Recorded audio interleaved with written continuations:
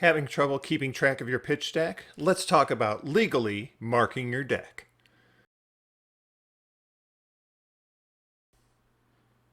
Hi friends, welcome back to Nearly Sane Games. I'm Neil, and today we're going to talk about legally marking your deck. Now, if you haven't already, be sure to hit that subscribe button. We're on our way to 1,000. I think I just lost a subscriber. On our way to 1,000 subscribers, so hit that subscribe button below. So let's get into it. Now, say you're working on a Kano deck, and part of working with Kano is managing its pitch and potentially pitch stacking the perfect stack of cards at the bottom of the deck and waiting till you get up to it. But Kano's got a lot of math going on there, and you're constantly kind of calculating how much damage you can do versus how much damage you can take, and now you got to keep track of the number of cards that you've already drawn, and there's a lot to keep track of. But what if you could just pull the top card off your deck and know when you've hit your pitch stack and be ready to start going from there? Well, you can. And technically, it's legal because we've got the card rules don't really specify that you can't use say the history pack 1 version of a card and the regular black border version of the card in the same deck.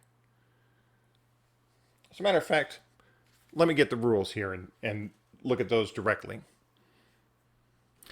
All right, this is from the Fab Tournament Rules and Policy, section 4.2 cards. And I want to read it because we really want to look at the wording specifically and make sure we're not missing anything here.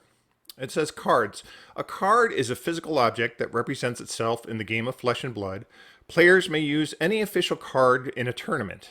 A card is an official Flesh and Blood card if it is genuine and published by LSS, has a standard Flesh and Blood back face and has a full art back face, is a double-faced card, or is a double-sided token rarity card, is not a token.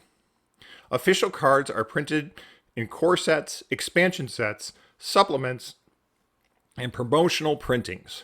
Artist proofs are not official cards. Okay, so right there, we've stated that you can use any printing, any legal printing of LSS cards. Now let's take a look a little bit further here. Reprinted cards. A reprinted card is a card for which a version has already been printed in a previous product. Reprints may feature new art, border, rarity, and even updated properties such as card text. Reprints are legal to play as soon as they are available. Reprints, eh? So, legally, I can use my Kano cards from Arcane Rising and their counterparts in History Pack 1 in the same deck. Also, it goes on to say, non-English cards. A non-English card is a card that is printed with a text translated into a language other than English. A player may use an otherwise legal non-English card, provided it is clear what the card represents and the player is not using it to create an advantage, such as having misleading text or pictures.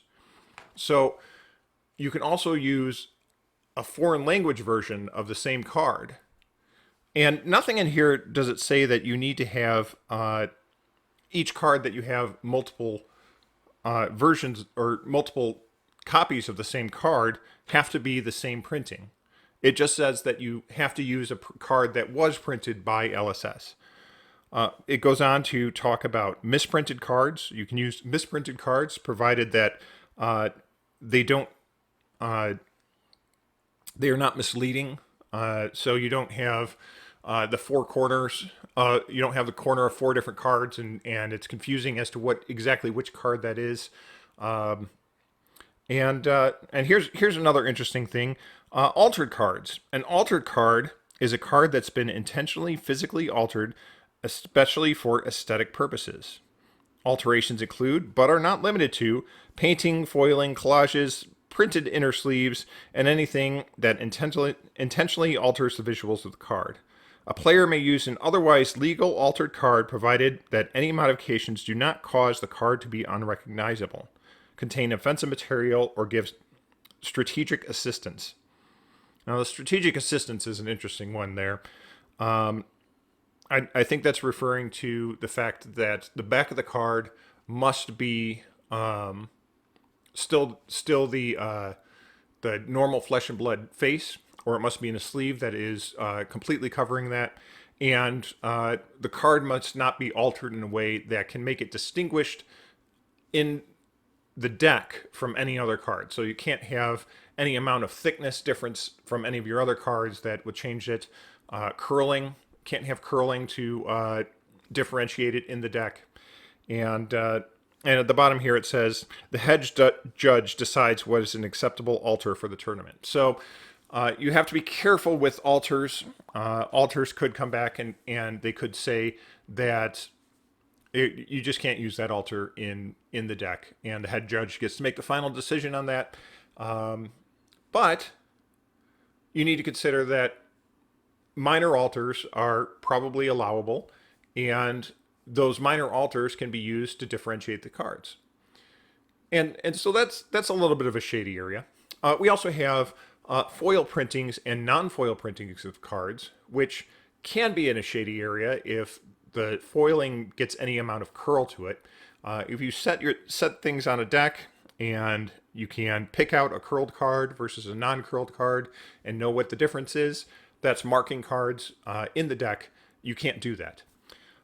You can't turn your cards the opposite way. So if you have a picture on the back of your card sleeves, and when you restack your deck, you turn the card 180 degrees. That is marking your deck, and that will give you a strategic advantage to know when you're going to hit your second cycle before you hit it, because I can look at the deck and get that information.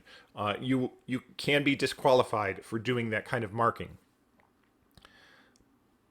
But we get into the difference of the History Pack 1 version of a card and the original printing, black border printing of a card.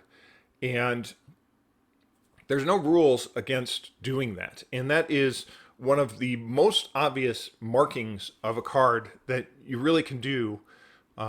So I can put my Blazing Aether as the first card in my pitch stack, and when I draw that white border Blazing Aether, I know I've hit my pitch stack, and that's just it. And we can go into much more subtle things that are also would be considered the same kind of marking of the cards that are going to be less obvious and less noticeable by a judge or your opponent. You could get into the different printings of the cards. So you can have your original printing and the unlimited printing. And if you look at the set symbols on those, they're different, especially when you look at Arcane Rising versus Unlimited Arcane Rising, when they started to implement the circle grading of the rarity of the cards. But even if you look at Crew, having the filled in circle versus the open circle is, if you're aware of it, is a very clear differentiator between those two cards, even if everything else is the same. And you can get into the pink strips of the alpha, the red cards in the alpha printing, most of them that have a pink strip instead of a red strip. Those cards are legal to use in your deck, and would be a very clear differentiation between the unlimited version, which has a better printing. You could even get into color variations between the Japanese print and the Belgian print. There are some cards where those color variations are much more pronounced than they are in some of the other cards, and you can keep a visual difference. So we have all these things that you can really legally use to mark your deck. And there's a possibility that even in CC, you can get 3 different printings of a card and use them all in your deck to help you manage where your pitch deck is. And the advantage that you can get there is that instead of trying to keep track of the exact count of your cards, you can pitch deck 3 or 4 cards deep and say, okay, I've started my pitch deck here. I've got, 2 more blues after this pitch deck has started. And the only thing I need to remember is that my Aether Spindle is white bordered. And when I hit my white bordered Aether Spindle, my blue Aether Spindle is white bordered. And when I hit that, that's all I have to remember. I don't have to remember it was 20 cards ago that I think it was 20 cards ago and have to know the exact number. I can say blue Aether Spindle, white border, that's it. When I hit that, I'm going to start into my second stack, and 4 cards after that, I know that that's where the real money is, and I can Kano directly into that and have no fear of losing. So just something to be aware of. With that, let's take a look at my Salt and Pepper Kano deck. Now this list is designed to have, this is a blitz list, and every set of cards is going to have some kind of marker that we can use to tell which one that we've pitched. So in my early hand, if I get a Reverberate, I can say that white Reverberate, that's going to be my marker. That's going to tell me that I've hit my pitch stack again, and to be at lookout for the cards that I've been pitch stacking. We can do, hey, this promo version of Emeritus Scolding versus the regular version of Emeritus Scolding. Again, you need to watch out for curling in any foils. That can get you in trouble. I've certainly been at a major event that a Kano got disqualified because their Eye of Ophidia was a little bit curled.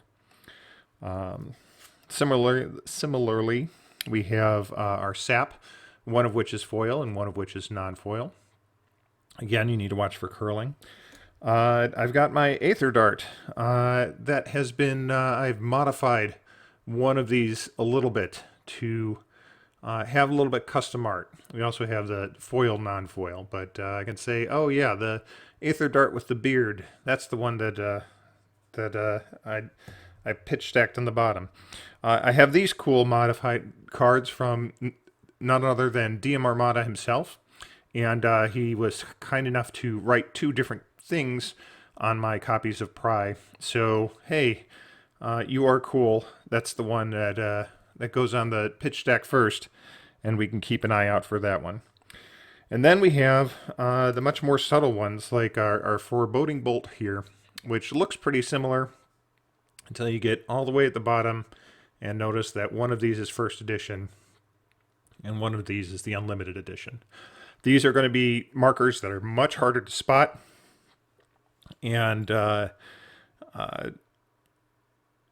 this is going to be the kind of thing that's just not going to make this, that I don't think they're ever going to make a ruling that you have to have the same version of the cards in each set, just because these things are so close to each other and very difficult to tell the difference from. If you want to do it in the cheating method, this is the way to do it. You get a first edition, you get the unlimited edition, and you get a very subtle difference between the two of them. These are much more obvious what's going on, and your opponent can also kind of see. You play that, you pitch that white Lesson in Lava early, and now you're playing that again, and I saw that black Lesson in Lava, so your pitch stack must be set. Energy Potions, another good one for that. Very clear which one you've pitched and when you return to the pitch stack. So that's what we've got for my Salt and Pepper Kano. Some of these are just foil differences, but very much able to set your pitch stack and know when you've hit this. Now, you got to be careful with things like card art alters, because the head judge can say, no, we're not going to allow that. That's clearly marking your cards, but I would just have to argue that this is clearly marking your cards, and currently there is no rules against doing this.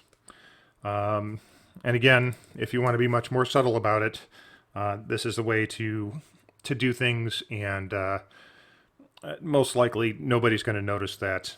And again, it's currently legal. It's currently legal to do this. So, you know, until they make a rule that says that you need to have the same edition of all your cards. But I think with cards like Command and Conquer, if I have one black border Command and Conquer and one white border Command and Conquer, which is generally much cheaper, they're just not going to force that kind of rule. And it's with Flesh and Blood's unique pitch stacking mechanic, the fact that you do come across cards again and do see cards that you have set up, this is going to be a thing to look out for. Now, of course, you can count your cards, and you can manage it that way if you can do the math and keep all the math in your head while you're trying to math other things with Kano. Well, good luck. But yeah, until they make a rule change, this is a perfectly legal deck. So until next time, you've been watching Nearly Sane Games.